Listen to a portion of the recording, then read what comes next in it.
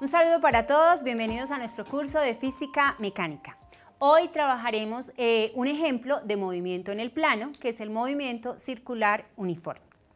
Como recordarán, en nuestra sesión pasada hablamos de movimiento en el plano y un ejemplo fue el movimiento parabólico. Pues bien, el movimiento circular uniforme tiene ciertas similitudes por ser un movimiento en el plano con el movimiento parabólico, pero tiene sus características muy particulares.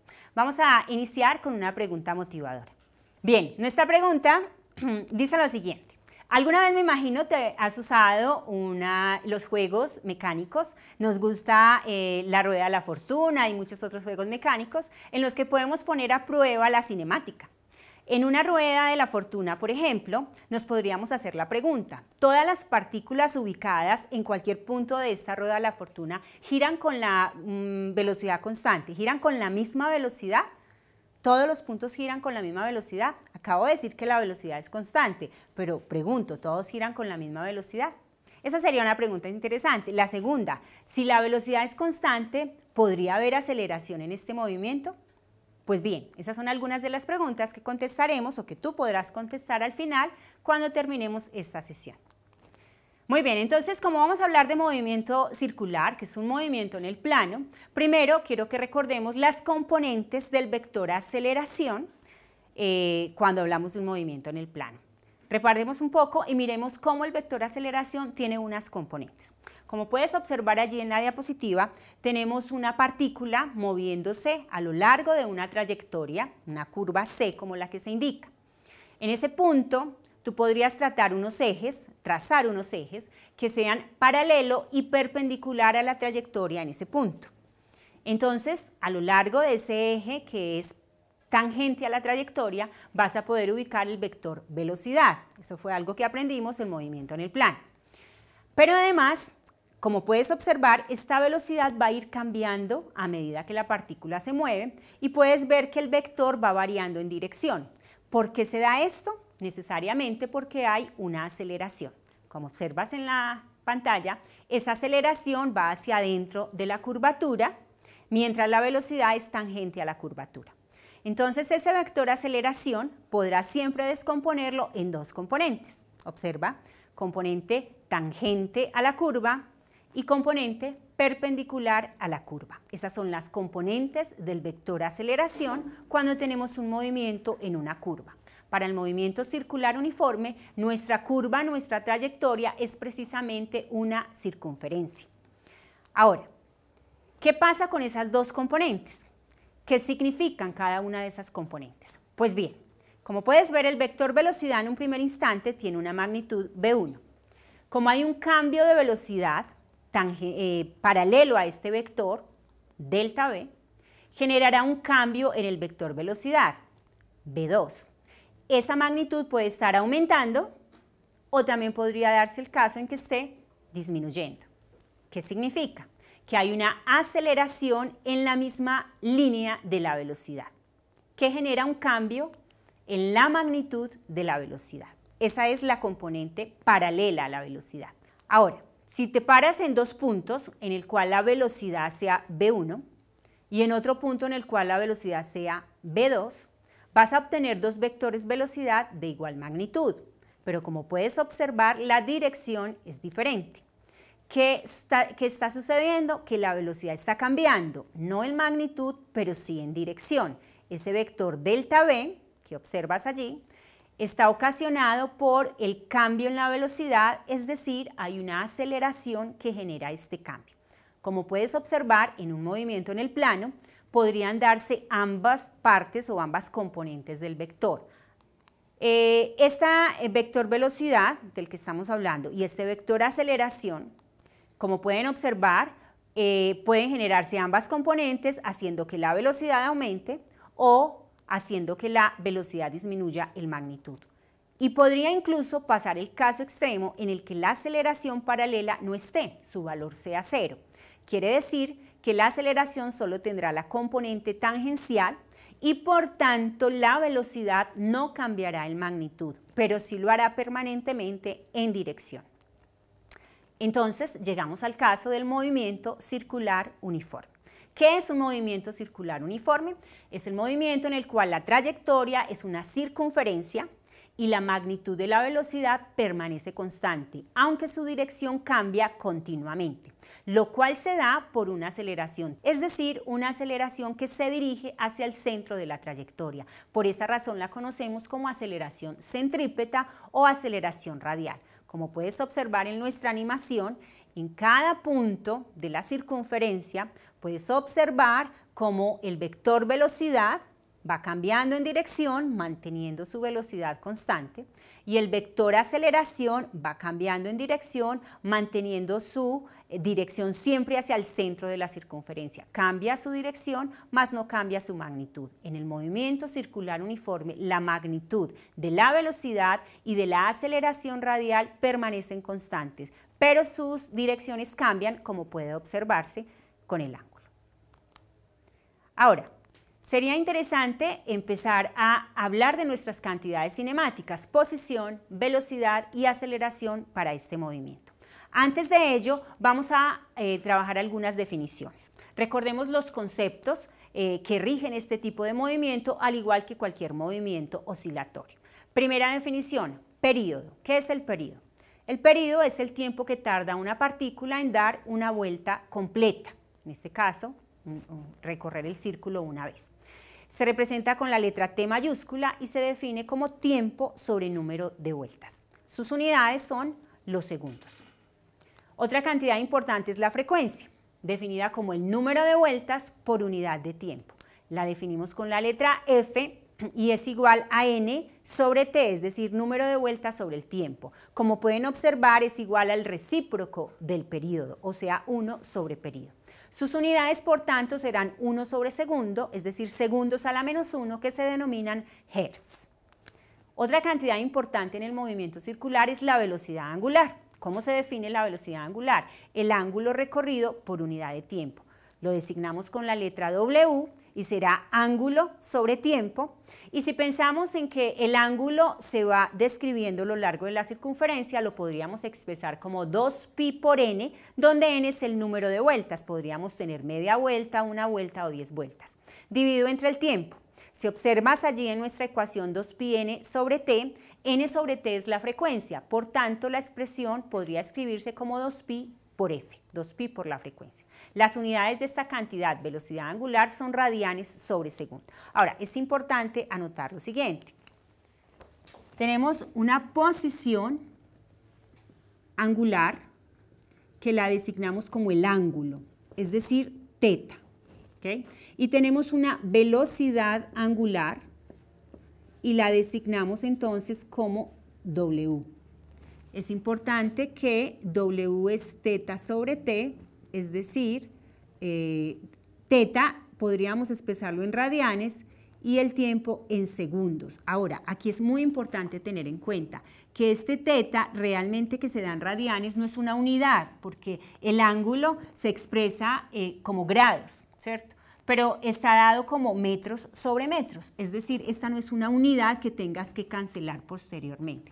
Podríamos expresar teta de acuerdo a esta expresión como W por el tiempo. Esto para el caso particular de un movimiento circular uniforme. Insisto con esta expresión, y es que cuando tenemos un sector circular, voy a hacer aquí el esquema sencillo para que por favor lo entendamos. Cuando yo tengo un sector circular como esta distancia que se recorre acá, S, está dada a través de este radio y este ángulo, y decimos que S es igual a R por teta. Por tanto, si yo despejo el ángulo, podría hallar el ángulo igual al arco sobre el radio. Si miran, estas unidades son metros sobre metros, que son las unidades del ángulo, y esto es lo que denominamos radianes. Hago la aclaración para indicar que los radianes son una unidad de metros sobre metros y por eso no es necesario cancelarla cuando usted tiene una operación, ya que es una cantidad adimensional. Muy bien, miremos otras definiciones. La velocidad lineal. ¿Qué es la velocidad lineal? Está definida como el espacio recorrido por unidad de tiempo. Recordemos que estamos en un movimiento con magnitud de velocidad lineal constante. Espacio recorrido por unidad de tiempo. Lo designamos con la letra V y está definido entonces como ese espacio S sobre el tiempo, y el espacio lo podríamos dar como ese ángulo recorrido por el radio, como acabamos de indicar allí, o sea, 2pi por n, que me estaría indicando el ángulo que recorre, y por el radio r sobre t. Como n sobre t es la frecuencia, allí en nuestra expresión podemos ver que la velocidad sería 2pi por r por f. Es decir, 2pi por r sobre t, cualquiera de estas dos cantidades nos indica la velocidad lineal. Las unidades, por tanto, son metros sobre segundos y como pueden ver es una cantidad que se mantiene constante para cualquier valor de r. Otra cantidad muy importante es la aceleración centrípeta o aceleración radial, que hablábamos hace un momento de ella.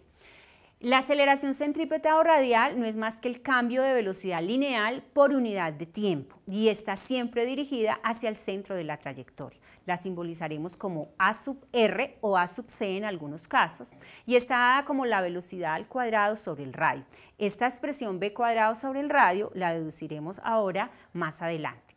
Como observan, es una cantidad que en magnitud permanece constante, pero que varía en dirección, igual que la velocidad. Las unidades de esta aceleración centrípeta serán metros sobre segundo al cuadrado. Es muy importante tener claro que hasta el momento hemos dado unas definiciones de las magnitudes de estas cantidades vectoriales. Hablamos de velocidad y de aceleración como cantidades que son vectoriales, pero que en el momento las hemos definido a través de sus magnitudes. Entonces, viene la pregunta, ¿cómo hallar los vectores, posición, velocidad y aceleración en su expresión vectorial? ¿Cómo va cambiando cada uno de ellos en el tiempo? Sobre todo en la dirección, porque sabemos que varía en dirección, ya que sus magnitudes permanecen constantes. Pues bueno, ese será el paso que sigue a continuación. Muy bien, entonces hablemos de los vectores posición, velocidad y aceleración. Iniciemos con el vector posición. Como observas allí en nuestra animación, una partícula que se mueve a lo largo de una circunferencia tiene siempre asociado un vector r, denominado vector posición.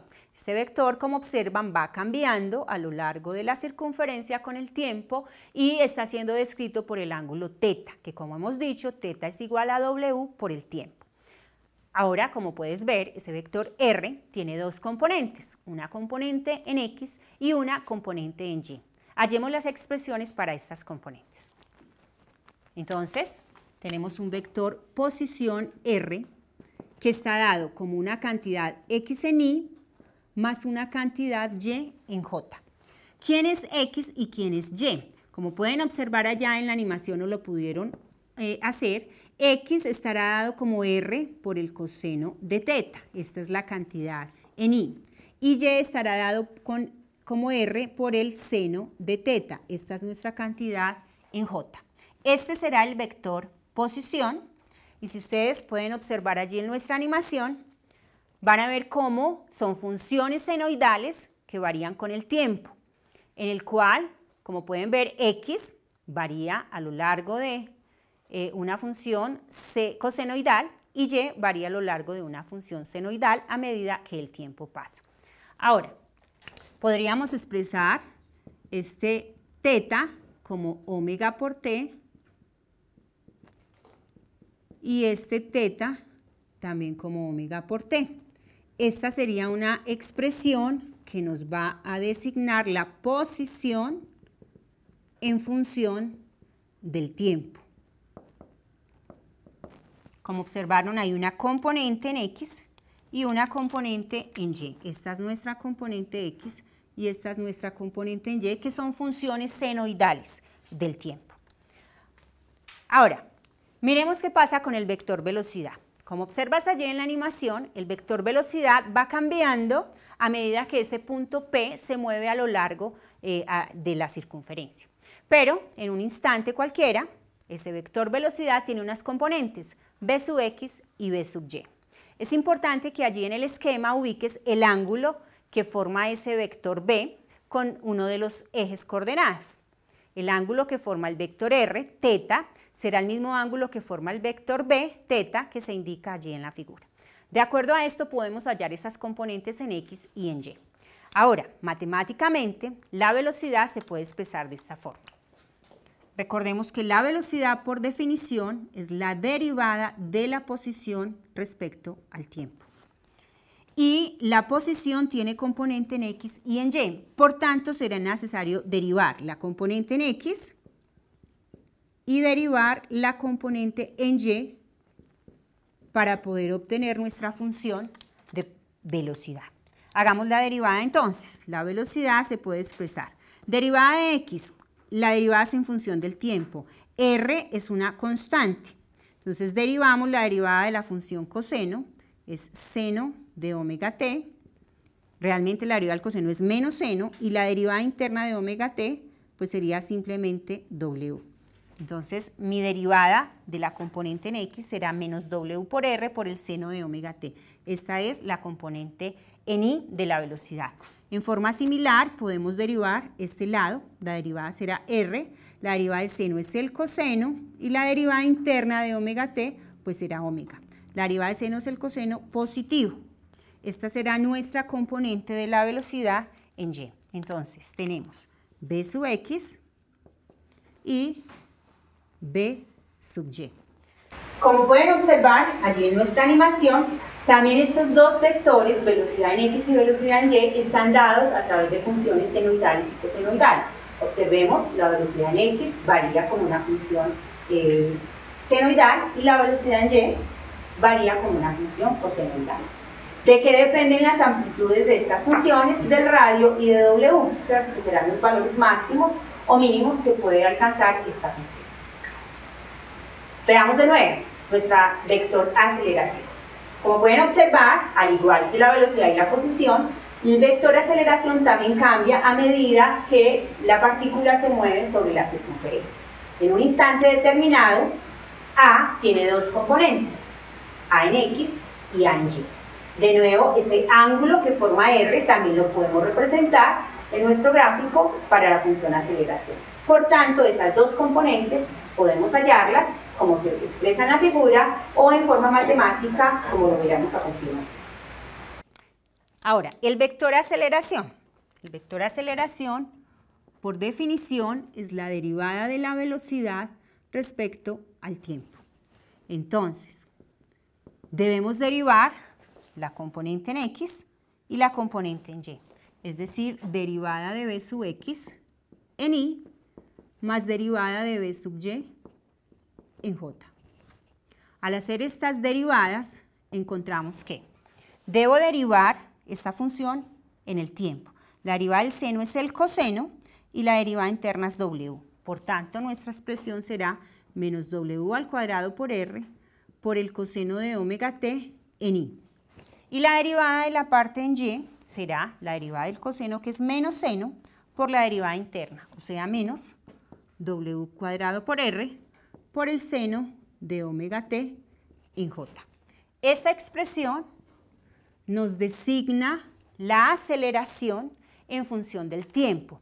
Como observamos, hay una componente en X de la aceleración y una componente en Y de la aceleración.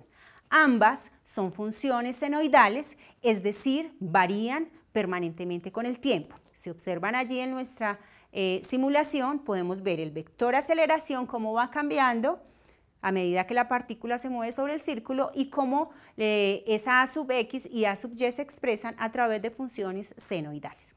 De nuevo, esos valores máximos y mínimos estarán dados dependiendo del valor de R y de W.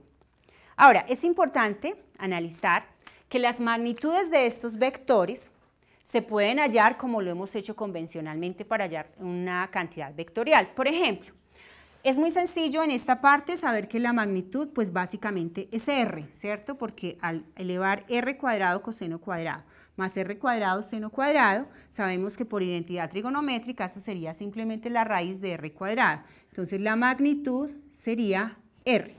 ¿Qué pasa con la velocidad? Podemos hacer algo similar, hallar la magnitud de la velocidad, que sería tomar la componente en X, que es todo este término, W por R, por el seno de omega t, elevarlo al cuadrado, y la componente en Y, que es W por R, por el coseno de omega t, y elevar toda esta expresión al cuadrado. Si sacamos la raíz cuadrada vamos a obtener la velocidad. Pero observen, seno cuadrado, coseno cuadrado, como estos son comunes, podríamos sacarlos en factor común y obtendríamos una identidad trigonométrica. Por tanto, esta expresión de velocidad va a ser simplemente W por R. Esta sería la magnitud de la velocidad, que como sabemos es constante. ¿Sí? Entonces cambia la dirección permanentemente, pero su magnitud permanece constante y se puede expresar como W por R. Algo similar sucede con la aceleración. Veamos. La aceleración también puedo hallar su magnitud. ¿Cómo hallamos la magnitud? Raíz de la componente en x al cuadrado, todo al cuadrado, más la componente en y al cuadrado, elevada al cuadrado, y sacamos la raíz cuadrada. De nuevo, podemos ver que la cantidad coseno de omega t al cuadrado, seno de omega t al cuadrado tienen un término común y podemos factorizarlo y pues por identidad trigonométrica, seno cuadrado más coseno cuadrado de cualquier ángulo es 1. Entonces la expresión que obtendríamos aquí es que la aceleración en magnitud es W al cuadrado por el radio. Es una constante que se puede expresar teniendo en cuenta que V es W por R y nos quedaría velocidad al cuadrado por el radio. Cualquiera de estas dos expresiones nos indican la aceleración radial o centrípeta, que como pueden observar es un valor constante. Muy bien, hemos definido las cantidades cinemáticas para el movimiento circular uniforme: posición, velocidad y aceleración. Como decía hace un momento, sus cantidades son en magnitud constantes, pero en dirección varían permanentemente. No olvidemos las unidades, es importante recordar. La velocidad lineal tiene unidades de metros sobre segundo, la aceleración radial tiene unidades de metros sobre segundo al cuadrado, mientras la velocidad lineal W tiene unidades de radianes sobre segundo. Vamos a interactuar un poco con un simulador para que terminemos de entender un poco mejor estas cantidades cinemáticas. Muy bien, vamos a mirar un simulador del PET. Agradecemos por permitirnos usarlo. Este simulador nos permite observar un ejemplo de un movimiento circular uniforme en el cual la partícula será esta mariquita que tenemos en pantalla. Vamos a mirar y explorar qué sucede para diferentes valores de velocidad angular, como son los vectores de velocidad y de aceleración en este movimiento. En primera instancia dejaré la mariquita en el centro, en el punto 0 de nuestro origen de coordenadas. Tomaré un valor de velocidad angular, por ejemplo, de 20, en este caso está en grados por segundo, y ejecutaremos el movimiento. Como pueden observar, la plataforma se mueve con un movimiento circular con velocidad constante y la partícula que está en el centro, que es la mariquita, está simplemente rotando sobre un eje, pero no se está desplazando realmente. Como observan, no se ven vectores velocidad-aceleración, ya que ambos valen 0 porque el radio vale 0.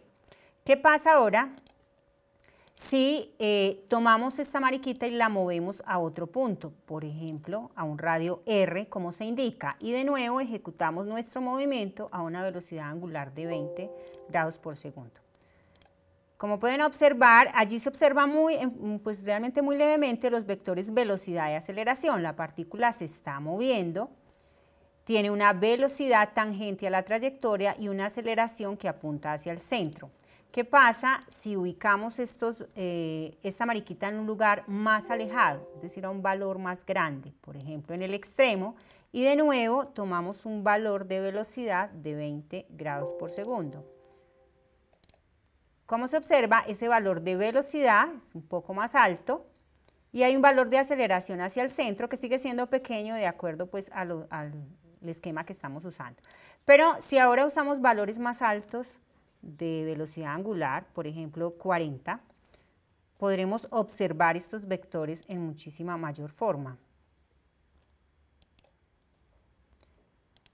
Tomemos de nuevo un valor en grados, le damos 40 y observemos vector velocidad siempre va a ser tangente a la trayectoria, el vector aceleración siempre va a ser hacia adentro de la curvatura. Muy bien. Ahora, miremos un poco más allá de este movimiento. De nuevo, tenemos nuestra mariquita. Si usted observa, yo puedo moverla a lo largo de la trayectoria circular, por ejemplo, y los vectores velocidad y aceleración van a irse indicando. Al mover mi mano no mantengo la velocidad constante, por eso estos vectores no son constantes ni en magnitud ni en dirección. Pero si ahora lo ubicamos en un lugar particular y generamos una W, una velocidad angular, por ejemplo, constante, un valor de 30, en este caso está en grados, podemos ver el movimiento. Pero lo que podemos ahora es mirar, reiniciemos todo de nuevo, para que observemos. En la primera gráfica, la posición angular, o sea, el ángulo en función del tiempo, cómo va cambiando. En la segunda, la velocidad angular y su cambio en función del tiempo. Y en la tercera veremos la posición en sus dos componentes, la X y la Y, en función del tiempo. Entonces, tomemos un valor de W constante e iniciemos el movimiento y veremos qué sucede. Podemos ver entonces, por ejemplo, en la primera gráfica, observamos que hay una línea recta, ya que el ángulo varía en forma lineal con el tiempo. Recordemos, θ es igual a W por T. Entonces, si miramos, esta primera gráfica es una línea recta, ya que es la variación del ángulo en función del tiempo. La segunda gráfica, como observan, es un valor constante. ¿Por qué es un valor constante? Porque hemos dicho que W vale 30 y permanece constante durante todo el movimiento. Si seguimos, el movimiento continúa en un movimiento circular uniforme, W es constante a medida que el tiempo pasa. Ahora, la posición, que sería este vector R, que se va generando a lo largo del recorrido, tiene dos componentes. La función X, allí podemos observarlo en este color un poco morado, como es una curva senoidal, ¿cierto?, que varía a medida que el tiempo pasa, alcanzando su máximo a un valor dado por R y su mínimo por menos R. En forma similar, Y, que es la componente de la posición, que varía también en forma senoidal, alcanza un valor máximo para R y un valor mínimo para menos R. Podemos observar que la posición está cambiando permanentemente, pero su magnitud R se mantiene constante y sus componentes varían en forma senoidal. Ahora podríamos reiniciar de nuevo y tomar otros valores de W. ¿Qué pasa si tomamos un valor más alto? Digamos 50 radianes por segundo en este caso. Cambiamos la posición, un valor de R mayor, por ejemplo, y observamos las curvas. Allí podemos ver θ en función del tiempo es constante, es una línea recta, o sea que varía en forma constante con W, por tanto es una línea recta cuya inclinación es W. W es constante desde el momento en que dejamos que el movimiento fuese uniforme. Y las funciones, como las pueden observar en el tercer gráfico, posición, tanto en X como en Y, varían en funciones senoidales y cosenoidales. Podemos volver a mirar, recrear de nuevo la animación. Se observa en el primer tramo, que era un poco como caótico, fue cuando yo moví la mariquita y no permití que el movimiento fuera circular uniforme. Allí podemos ver lo que está sucediendo. Podríamos tomar un valor de W, por ejemplo, negativo.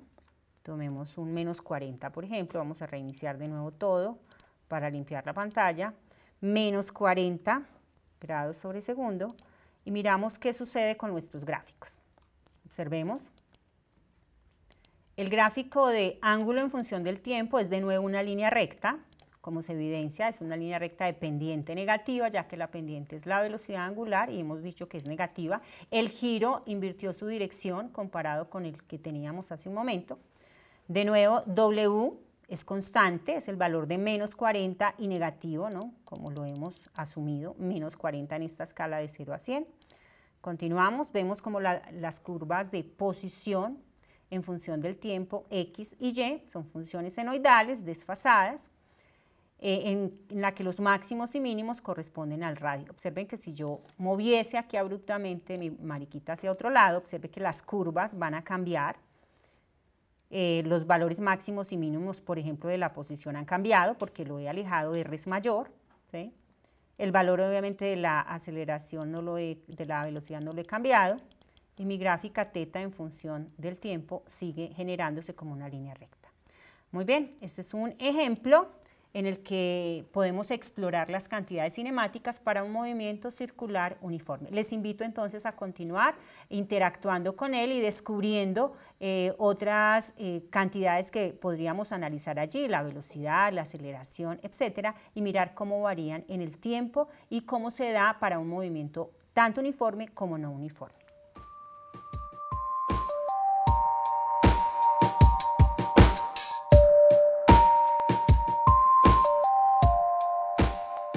Bueno, vamos a realizar un laboratorio virtual sobre movimiento circular uniforme. Tomaremos nuestra mariquita, de la que ya habíamos hablado hace un momento, y la posicionaremos en diferentes lugares de esta plataforma que se mueve.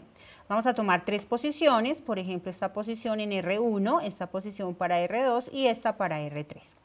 Bien, vamos a ubicar nuestra regla para que nos permita tomar de una manera mucho más precisa los puntos de referencia del movimiento. Iniciaremos con R1, que como pueden ver en la regla equivaldría a el radio de 1 centímetro en este caso.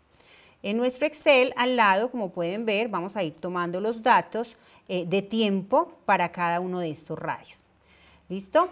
La idea es que con un cronómetro que ustedes podrían tener allí en su mano y hacer el ejercicio, podemos ir midiendo el tiempo que tarda en dar. Podemos hacerlo con 4 revoluciones, 5 o 10 revoluciones. Tomaremos 4 para hacer un proceso un poco más rápido. Entonces anotaré que para 4 revoluciones cuál será el tiempo T1, T2 y T3 y lo repetiremos 3 veces con el fin de obtener unos promedios. Siempre es importante en un experimento tomar varios datos, hacer un promedio, hallar desviaciones estándar para que el experimento sea muchísimo más preciso. Muy bien, cuando le doy a ejecutar, inmediatamente pongo a funcionar mi cronómetro. ¿Listos?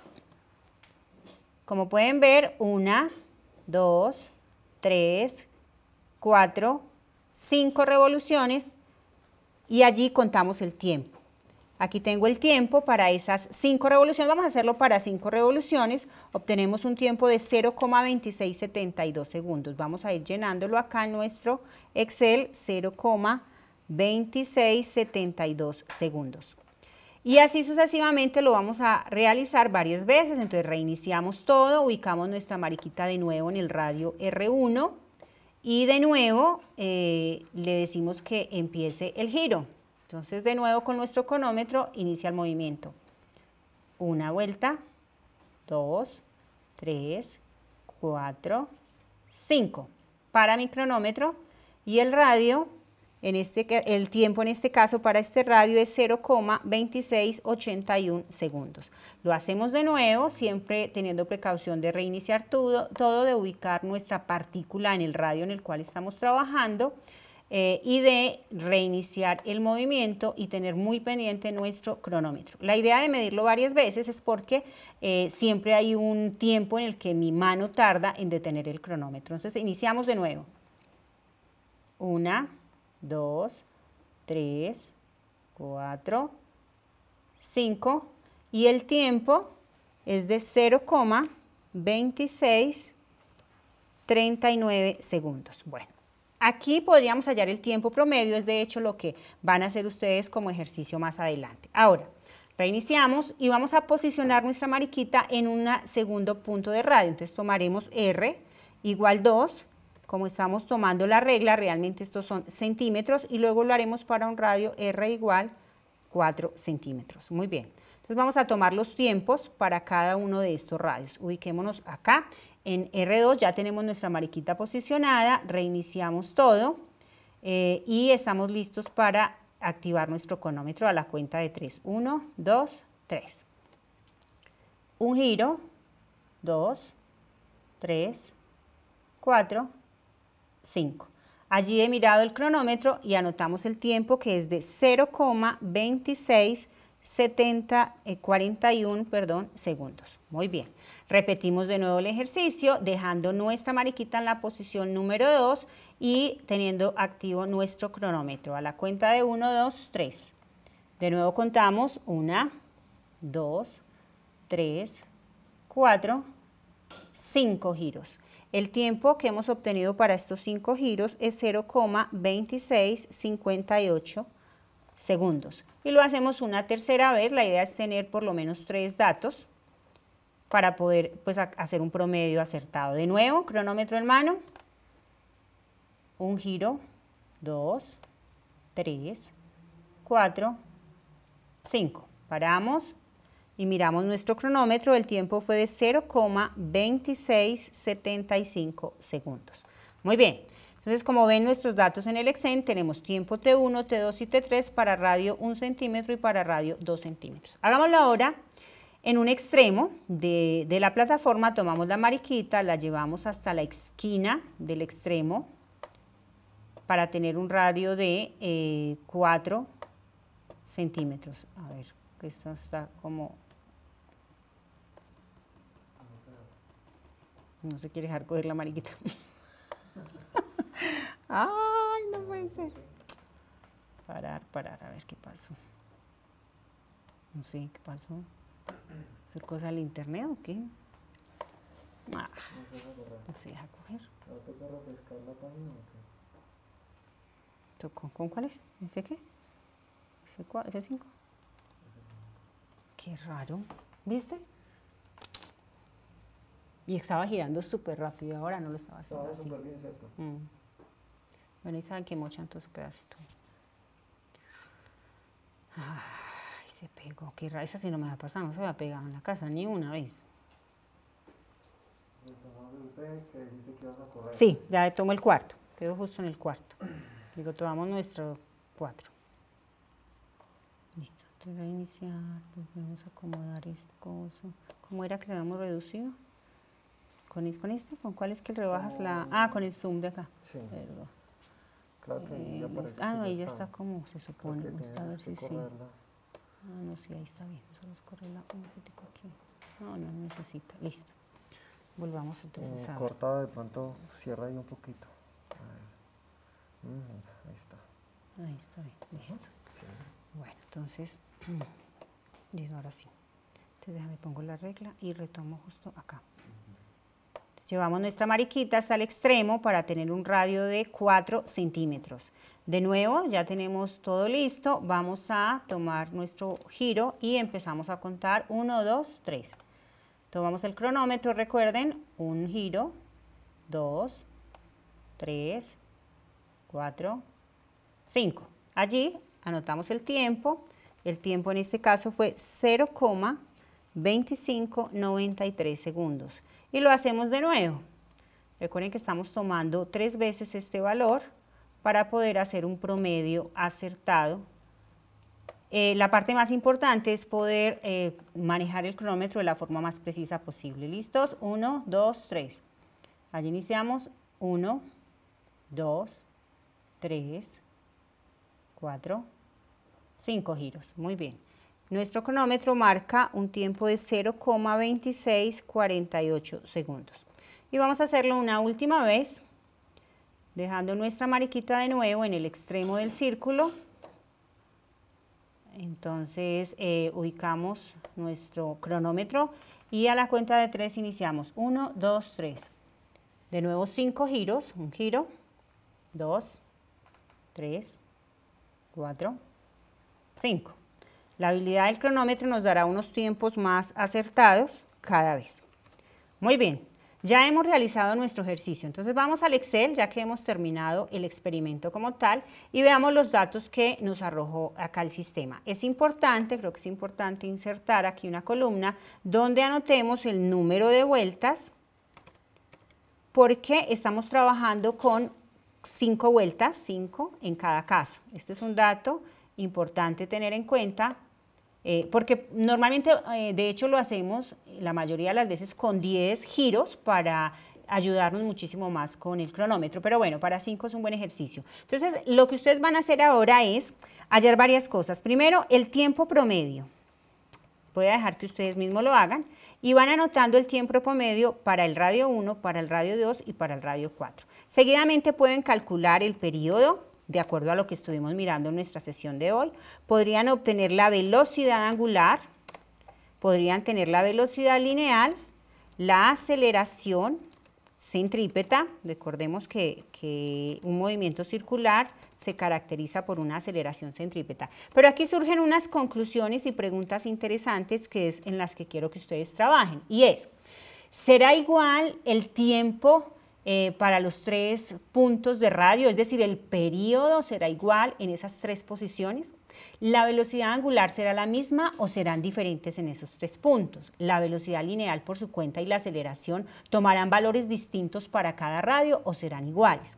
Podemos hacer los cálculos numéricos que nos ayudarán a entenderlo un poco mejor, pero después les pediré que interpreten esos resultados y puedan tomar unas conclusiones sobre este movimiento circular uniforme. ¿Qué cantidades permanecen constantes en el tiempo y qué cantidades van a variar de acuerdo a la rotación que estamos tomando? Es muy importante recordar que nuestra mariquita está ubicada, vuelvo y muestro el esquema, en diferentes puntos y que el giro, como ustedes pueden observar, nos está mostrando unos valores de velocidad y aceleración que se esquematizan allí en la animación, como lo pueden observar. Estos valores de velocidad son constantes siempre y cuando esté en ese punto, igual que la aceleración. Pero ¿qué pasa cuando me vi con un radio distinto?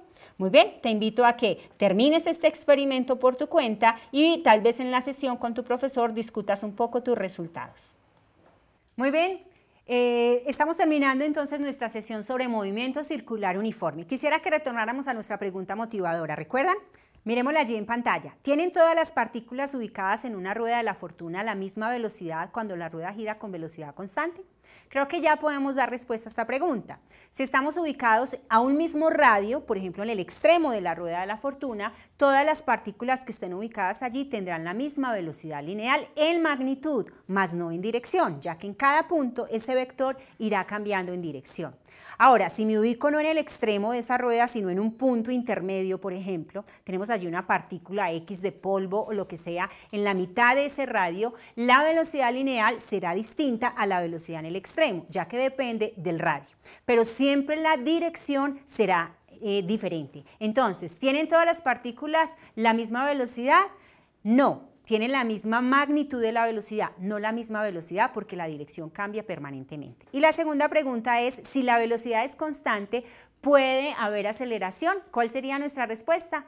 Sí. ¿Qué tipo de aceleración? Una aceleración radial o centrípeta. ¿Por qué? Porque la velocidad no cambia en magnitud, pero sí lo hace permanentemente en dirección, lo que implica una aceleración precisamente hacia adentro de la trayectoria, es decir, perpendicular a la velocidad.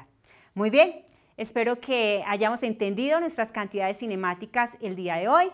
Les recuerdo que hemos trabajado movimiento circular uniforme, posición, velocidad, aceleración y que hemos repasado conceptos como periodo, frecuencia, velocidad angular y demás. Entonces los invito para la próxima sesión, ejercítense, practiquen con nuestros simuladores y empiecen a hacer ejercicios. Nos vemos en la próxima clase.